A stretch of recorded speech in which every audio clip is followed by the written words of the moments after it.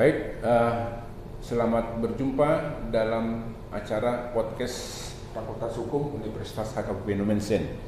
Kali ini kami bertiga mau memperbincangkan sesuatu topik yang sebenarnya masih hangat sekarang dan mungkin juga akan hangat lagi tahun-tahun waktu akan mendatang, ya, yaitu tentang putusan Mahkamah Konstitusi nomor 135 garing PU garis kurang 22 Romawi garing 2024, ya, itu tentang pemilu serentak yang sekarang dipisahkan. Untuk itu bersama saya sekarang sudah hadir dua orang pakar, ya, tentang hal ini, ya. Mereka adalah berlatar belakang hukum tata negara.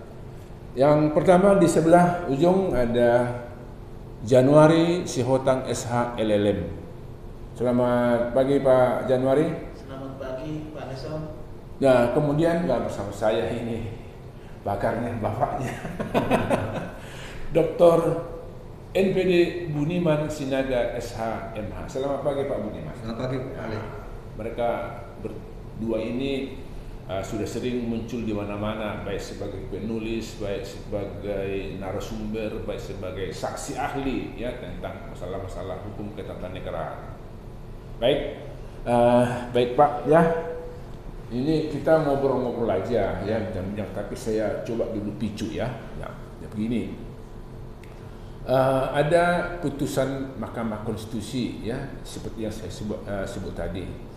Dalam sidang pengucapan putusan yang digelar pada hari Kamis tanggal 26 bulan 6 tahun 2005 di ruang sidang Pleno Mahkamah Konstitusi memutuskan mulai tahun 2029, nah berarti ada 4 tahun lagi, ya, keserentakan penyelenggaraan pemilihan umum yang konstitusional adalah dengan memisahkan penyelenggaraan pemilihan umum anggota DPR, anggota DPD, dan presiden wakil presiden. Itu namanya pemilu nasional.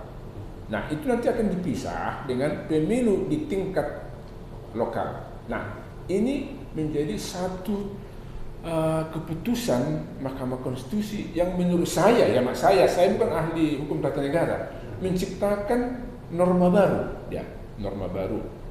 Jadi, apakah keputusan Mahkamah Konstitusi ini bukan sudah melampaui batas, dia sudah lompat pagar, dia memasuki ranahnya pembuat undang-undang? Bagaimana Pak? Apakah ini bukan sudah melampaui batas namanya? Ya, coba dulu Bapak dikasih penjelasan sama saya, ya, Pak Januari dulu. Ya. Coba. Oke, baik, terima kasih Pak Leson. Jadi kalau banyak mengatakan bahwa putusan 135 itu merupakan putusan yang melampaui batas ataupun ultra petita istilahnya, Pak. Ya. Perlu kita lihat bahwa pada dasarnya awalnya sesungguhnya keberadaan daripada Mahkamah Konstitusi itu termasuk juga pengujian undang-undang justru lahir dari putusan yang ultra petita. Bagi penggiat hukum tata negara sesungguhnya itu rata-rata sudah tahu ada sebuah kasus di Amerika. Sebentar dulu Pak, apa itu ultra petita Pak? Ultra bahwa petita. hakim itu memutus lebih dari yang dimohonkan, itulah secara umumnya, kan gitu, ya. Nah, ternyata memang kembali ke yang tadi bahwa asal muasal daripada kewenangan pengujian undang-undang itu justru lahir dari putusan yang seperti itu. Kalau di ranah hukum tata negara itu sering disebut sebagai kasus Madison versus Marbury, terjadi di Amerika. Ya, singkatnya bahwa di proses peralihan masa jabatan ada orang-orang yang sudah diangkat sebagai pejabat oleh pejabat yang lama, tapi kemudian SK-nya tidak diberikan kepada kepada pejabat yang diangkat itu, sehingga mereka kemudian menuntut supaya SK itu diberikan. Tapi ternyata justru Mahkamah Agung Amerika menolak permintaan mereka, tapi justru menghapuskan ataupun membatalkan undang-undang yang melarang ataupun tidak mewajibkan si presiden untuk memberikan keputusan-keputusan presiden yang sudah diterbitkan sebelumnya. Artinya di sini kan bahwa sebenarnya Mahkamah Agung Amerika itu tidak memiliki kewenangan untuk membatalkan ataupun menguji undang-undang. Tetapi di situ justru Mahkamah Agung Amerika membatalkan undang-undang mengenai penyerahan ataupun pemberian surat keputusan itu. Nah, dari sinilah kemudian bisa kita katakan bahwa sesungguhnya di dalam hukum tata negara putusan yang ultra petita itu adalah masalah yang biasa. Memang kalau di hukum perdata itu saklek tidak bisa karena menyangkut masalah individual gitu ya. Tapi kalau masalah konstitusionalitas bahwa ini merupakan hal yang biasa, bisa kita lihat misalnya di dalam putusan-putusan mengenai presidensial threshold sampai 33 kali dan segala macam, bisa beda-beda putusan Mahkamah Konstitusi karena memang putusan itu sih berbeda karena dasar ataupun alasan ataupun argumen daripada si pemohonnya juga itu bisa berbeda-beda untuk pasal yang sama. Jadi itu Pak Leson bahwa memang pada awalnya pun pengujian undang-undang itu merupakan sebuah putusan yang baik. Terima kasih. Gimana Pak Budiman? Mungkin lebih apa lagi nih? Ya, saya menambahkan yang disampaikan oleh Pak Janul. Memang akhirnya ini bisa dikatakan ultra petita itu bagi Mahkamah Konstitusi itu hal yang diperbolehkan ya. Nah, saya mau menjelaskan mungkin tentang materi muatan Undang-Undang Dasar. Jadi kalau kita lihat Undang-Undang Dasar itu, kita bisa menemukan dalam Undang-Undang Dasar diatur secara umum, Pak. Tapi bisa juga diatur secara individual. Jadi ada yang genus, ada individual. Nah, misalnya berkaitan dengan pemilihan umum itu, Komisi Pemilihan Umum misalnya, itu kan tidak disebut lembaganya, tapi disebut dengan fungsinya. Nah, kalau kita perhatikan pasal 22E, itu juga begitu ya, bahwa pemilihan umum itu memilih anggota DPR, anggota Dewan Perwakilan Rakyat, Dewan Perwakilan Daerah, Presiden, Wakil Presiden, dan Dewan Perwakilan Rakyat Daerah. Nah, tidak dibilang ini daerah mana, provinsi mana, tidak ada. Jadi dalam pandangan saya ini juga ketentuan yang bersifat umum. Jadi bisa kemudian dilaksanakan berbeda. Nah, memang putusan Mahkamah Konstitusi ini seperti mendobrak rezim yang selama ini berlaku ya, bahwa ada pemilihan umum, ada pemilihan kepala daerah. Ya. Dulu pembagian itu ada pemilihan umum, ada pemilihan kepala daerah. Pemilihan nasional, pemilihan lokal. Nah, gitulah jadinya. Dulu tidak, karena pemilihan kepala daerah itu di pasal 18, pemilihan umum pasal 22E. Oleh karena itu penyelenggaraan pasal 22E ini tidak boleh bersama-sama dengan pasal 18. Oleh karena itu pemilihan kepala daerah dibedakan dengan pemilihan anggota DPR, DPD, DPRD, Presiden, Wakil Presiden. Ya. Nah, dulu pernah itu kan terjadi di Indonesia? Iya, yang pemilihan terakhir itu begitu. Ya. Tapi kita tahu juga bahwa hukum itu kan harus disesuaikan dengan perkembangan, Pak. Jadi apa yang dicantumkan dalam Undang-Undang Dasar itu pelaksanaan bisa berbeda karena Undang-Undang Dasar mengatur secara umum seperti tadi dikatakan tentang pemilihan ya. Nah, dalam pasal 18 tidak dikatakan bahwa kepala daerah atau gubernur dan wakil gubernur, bupati, wali kota itu dipilih dengan pemilihan umum, tidak ada ketentuan seperti itu. Ketentuannya dipilih secara demokratis. Nah, pengertian demokratis itu bisa lewat pemilihan umum, bisa lewat pemilihan kepala daerah, bisa juga dengan metode-metode yang lain. Jadi kalau dalam pandangan saya ketentuan yang dianggap ultra petita itu rasanya tidak begitu juga. Tapi Mahkamah Konstitusi ingin menyesuaikan pemilihan kepala daerah, pemilihan umum ini dengan perkembangan zaman. Mungkin lebih Jadi ini jadinya agak rancu ini kalau kita lihat dari segi hukum dalam arti yang seluasnya ya. Kita lihat dulu. Kalau dalam hukum acara perdata sebenarnya ini nggak dibolehkan loh. Ultra petita. Hakim mengabulkan gugatan di luar yang dituntut oleh penggugat. Tetapi dalam hukum tata negara dibolehkan. Jadi kalau dari segi ilmu hukum jadinya jadi kita ini agak rancu juga seperti ini jadinya. Oke lah. Tapi begini Pak. Dari segi teori oke lah. Tapi bagaimana nanti dalam prakteknya? Ini prakteknya kan putusan Mahkamah Konstitusi pasti menimbulkan kegaduhan politik. Nah, kenapa saya bilang gitu? Pasti ada lembaga-lembaga yang kosong. Nah, cobalah kita pakai tahun 2009 kita pemilihan tingkat nasional. Oke.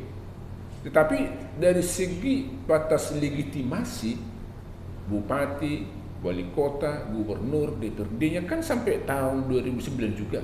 Nah, jadi bagaimana lembaga-lembaga di daerah ini? Apakah kosong atau apakah memang dijabat oleh bupati, gubernur, atau memang diperpanjang apanya? Coba gimana ini? Diperpanjangkan usianya. Siapa dulu? Saya dulu ya. Boleh Pak Jenderal dulu. Oke, baik. Mengenai perpanjangan masa jabatan dan segala macam, bagaimana kira-kira metode atau cara untuk mengantisipasi hasil daripada putusan Mahkamah Konstitusi? Sebenarnya hal yang seperti ini bukan perkara baru di Indonesia, Pak. Misalnya kalau kita jauh ke belakang, ya, kalau kita lihat misalnya tahun 71 itu kan dilaksanakan pemilu. Ya. Tapi pemilu berikutnya itu baru tahun 77, Pak. Artinya kan ada 6 tahun. Ya. Artinya udah hal yang biasa di kita untuk menunda pemilu lah istilahnya. Kemudian ada juga pemilu yang dipercepat. Misalnya tahun 97 kan udah ada pemilu, tapi kemudian 99 ada pemilu. Nah, ini jarak 2 tahun ada pemilu. Jadi tergantung situasi. Nah, tapi kemudian terkait dengan ini. Sebentar dulu Pak. Iya. Saya dulu memang ada pernah percepatan pemilu. Ya. Tetapi pengisian jabatan tak juga 5 tahun ditunggu. Saya ada itu. Misalnya bupatinya dipilih tahun 2023. Iya. Baru tahun 2004 dia nanti mengisi jabatan itu. Iya. Jadi memang pemilunya berjalan tetapi pergantian pejabatnya belum terjadi. Seingat saya ada itu kasusnya Pak. Ada itu. Nanti kembali ke yang tadi aja dulu Pak ya, biar tuntas. Jadi kalau menurut saya sebenarnya itu sudah hal yang biasa, di mana misalnya seperti kemarin kita sudah mengangkat ratusan itu pejabat kepala daerah, baik itu gubernur, bupati maupun wali kota, bahkan masa jabatan itu sebagai pejabat dia lebih dari 2 tahun atau 3 tahun ada gitu loh. Jadi sudah hal yang biasa sesungguhnya. Makanya kalau ditanya bagaimana solusinya, menurut saya sih kalau untuk kepala daerah ya bisa dianggap pejabat. Sedangkan untuk DPRD saya lebih condong kepada perpanjangan masa jabatan dari apa yang sudah ada sekarang. Jadi masa jabatannya diperpanjang dari 5 tahun menjadi 7 atau 7,5 tahun. Karena kan di putusan MK itu dikatakan bahwa pemilu lokal dan pemilu nasional itu jaraknya adalah 2 tahun atau 2,5 tahun dari pelantikan pejabat yang diangkat dari pemilu sebelumnya. Nah di situ kalau saya pribadi ya kurang setuju. Kalau bupatinya habis masa jabatan, wali kotanya, gubernurnya kan bukan ini lagi yang diangkat menjadi pejabatnya kan? Mungkin pejabat dari departemen lain. Oke lah, itu no problem. Tapi bagaimana kalau anggota DPRD? Apa legitimasi mereka menjadi anggota dewan? Mana? Makanya saya lebih condong bahwa untuk DPRD itu dia diperpanjang aja. Karena memang agak berbeda keberadaan daripada kepala daerah dengan keberadaan anggota DPRD. Itu saya Pak. Gitu. Di situnya barangkali masyarakat tidak akan mau menerima itu kan. Mereka hanya diberi kewenangan 5 tahun. Pilihan memilih. Tetapi kan tidak ada diberi kewenangan bertambah 2 tahun lagi. Karena kan mereka duduk di situ kan sebagai karena dipilihnya. Bukan diperpanjang, itu mau saya Pak. Bagaimana itu yang jadi problem menurut saya? Ya, saya mau beri alternatif Pak. Bagaimana kalau nanti yang periode sekarang tuh habis 29, kemudian yang mengisi kekosongan itu urutan kedua dari suara yang selama ini ada. Karena kan pergantian antar waktu pun begitu ya. Yang suara kedua menggantikannya. Kita anggap aja di masa jabatannya berakhir, ada pergantian waktu. Nah, pikiran saya bagaimana kalau yang suara terbanyak kedua mengisi kekosongan itu? Oh, maksudnya misalnya lah ketika saya duduk sebagai anggota DPRD suara pertama, Bapak sebagai suara kedua, berakhir kedua, saya mundur karena sudah habis jabatan, Bapak yang naik. Oh gitu. Ya saya tahu artinya begitu. Itu kan memang jadi gimana Pak? Itu bisa seperti itu. Bisa juga Pak. Bisa juga itu karena memang dari segi legitimasinya dia lebih kuat gitu loh. Gitu. Atau bagaimana kalau dibuat semacam pemilihan sela? Kalau dibuat pemilihan sela ini menjadi permasalahan baru lagi Pak menurut saya. Artinya bahwa kalau ada pemilihan sela, kembali lagi kita ke dalam bunyi pasal 22E ayat 1 itu bahwa pemilu itu diselenggarakan 5 tahun sekali. Nah, pemilu sela ini kelaminnya apa ini? hanya mau mengisi. Ini persoalan baru lagi. Jadi daripada ada mudarat yang baru, lebih bagus yang seperti solusi yang diberikan tadi.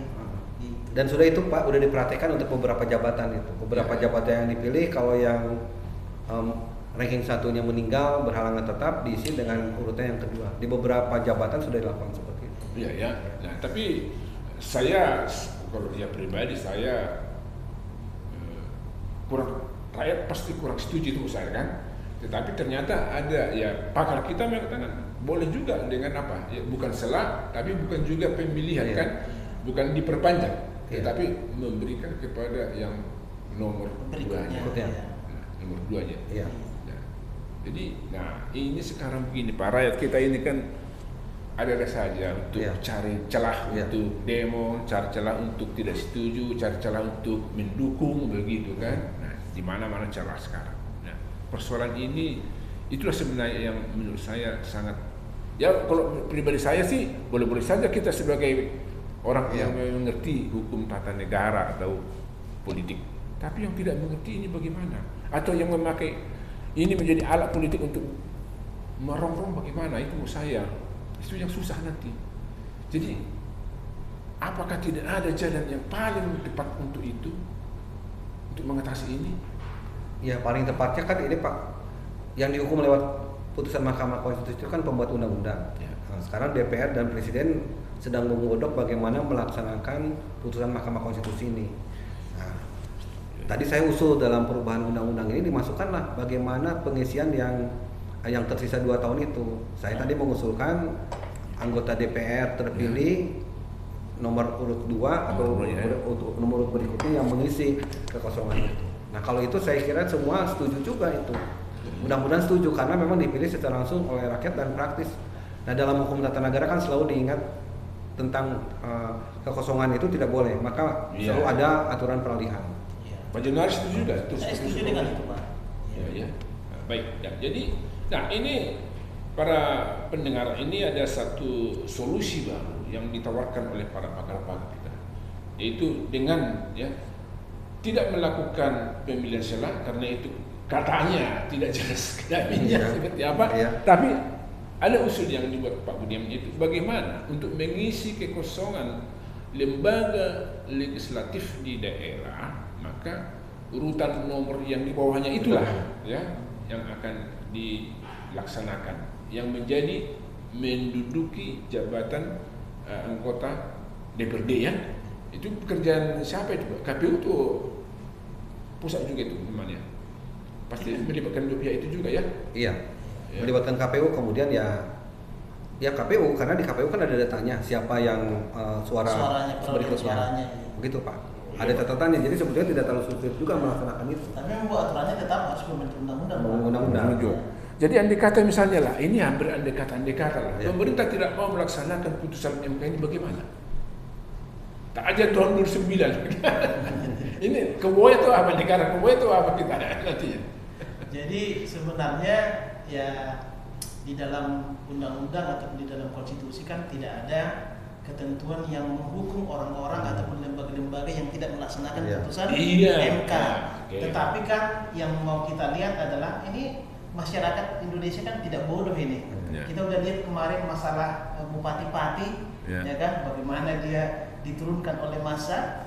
Nah, kalau masyarakat sudah melihat bahwa memang putusan Mahkamah Konstitusi ini sangat baik, dan menurut saya memang sangat baik menurut saya dari perspektif pribadi saya rasa kalau misalnya DPR, karena memang beberapa tokoh-tokoh partai juga itu agak kontra dengan putusan Mahkamah Konstitusi ini, tapi kalau mereka tidak melaksanakannya saya rasa akan mendapatkan respon dari publik, respon negatif sentimen negatif pasti ada, dan kalau ini dibiarkan ini bisa membesar gitu Pak.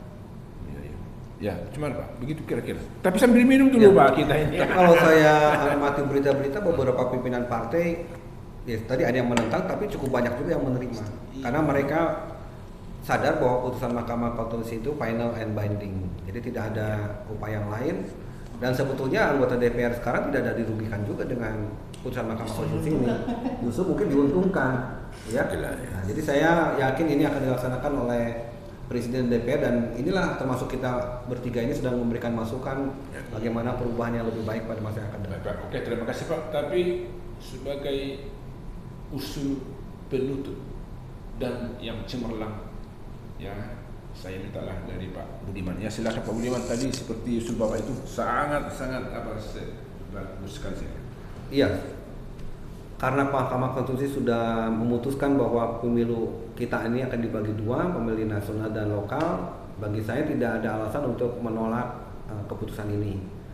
Tugas kita bersama-sama dalam mempersiapkan undang-undang sebagai pelaksanaan dari keputusan Mahkamah Konstitusi ini. Nah, saya mengusulkan dalam perubahan undang-undang dimasukkan ketentuan tentang bagaimana mengisi anggota DPRD yang 2 tahun setelah pemilihan umum nasional itu, yaitu dengan mengusulkan calon anggota DPRD pada masa yang lalu, pada pemilu yang lalu, yang urutan di bawah yang sekarang mengisi jabatan anggota DPRD. Mungkin itu usul dari saya, Pak. Terima kasih. Terima kasih Pak. Ada juga Pak.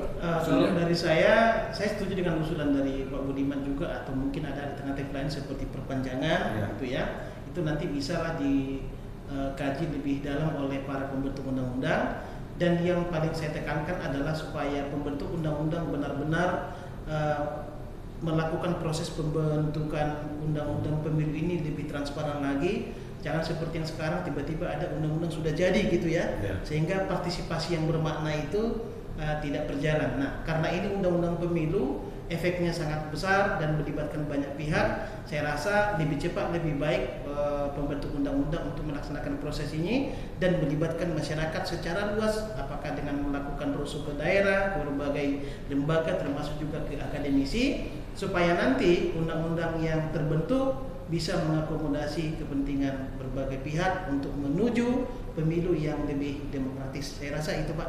Baik, terima kasih Bapak Januari, si Hotang, Bapak Budiman, Sinaga.